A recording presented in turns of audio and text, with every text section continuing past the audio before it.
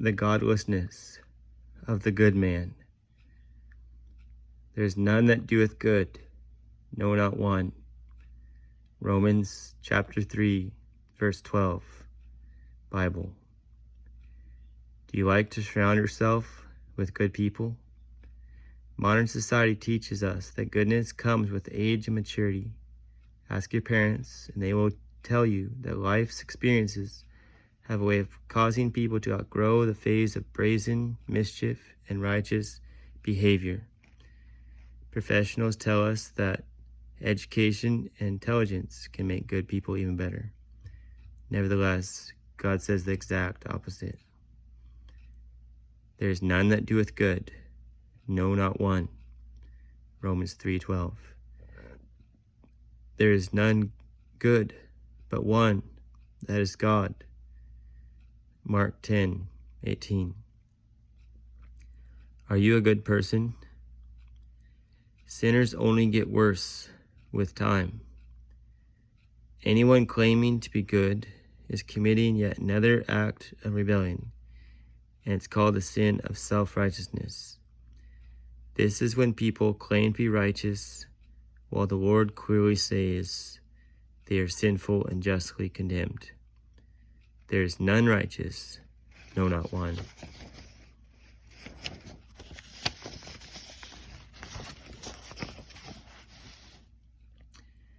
Now is the time to start questioning what you've been told your whole life. Few people will ever come to a knowledge of the truth because of their downright refusal to take a different path than the world. Enter ye in at the strait gate, for wide is the gate, broad is the way that leads to destruction, and many there be which go in thereat. Because strait is the gate, and narrow is the way which leadeth unto life, and few there be that find it. Matthew 7:13-14. The unpopular path is the narrow way. Rarely will the wise and noble men of this world ever take this path because they don't want God to tell them what to do. They're too busy caring for the things of this world to get right with God. They feel they have more important things to do than to be religious. They are too wise in their own eyes to believe that their success in this world is unprofitable, without merit, and totally vain in the sight of God. There is none that understandeth, there is none that seeketh after God. They are all gone out of the way, they are together become unprofitable. There is none that doeth good, no, not one. For it is written, I will destroy the wisdom of the wise, and bring to nothing the understanding of the prudent. The best man of this world is totally blind. The good man is godless. Literally, these people are living a life void of the presence of God. That's not to say that they aren't trying to do good things. Many of them try to do what is right with the knowledge they have of the Bible. Nevertheless, because they are attempting to keep the commandments of God in their own power, in the flesh, all their righteous deeds are as filthy rags in the sight of God. But we are all as an unclean thing, and all our righteousness are as filthy rags.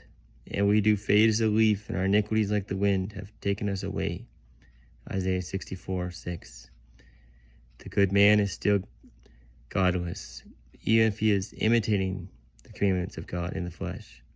This is nothing more than a pretty mask on an ugly face. The Lord doesn't want mere imitators that proudly appear righteous outwardly, while inwardly they are still sinners by nature. It is impossible for people to characteristically copy the Lord in the flesh in an attempt to glorify God. And in this, the word of the Lord is fulfilled, that no flesh shall glory in his presence. For they that are after the flesh do mind the things of the flesh, but they that are after the Spirit, the things of the Spirit. For to be carnally minded is death, but to be spiritually minded is life and peace, because the carnal mind is enmity against God. For it is not subject to the law of God, neither indeed can be. So then they that are after the flesh cannot please God. Even the good things that wicked people are doing amount to more sin against God. You can love your wife and kids, work hard, go to church, give to the poor, and you will still die and go to hell at the end of the day. Why? Because God didn't create you to live a life independent from Him with an alien sense of your own righteousness and morality in the flesh. Therefore, anything and everything you have ever done for every second of every minute of every hour of every day has been nothing but sin your entire lifetime. For this reason, Jesus said, you must be born again. Only then will you come to live, move, and have your being in God. You must be reconciled to God through Jesus Christ by the power of the gospel.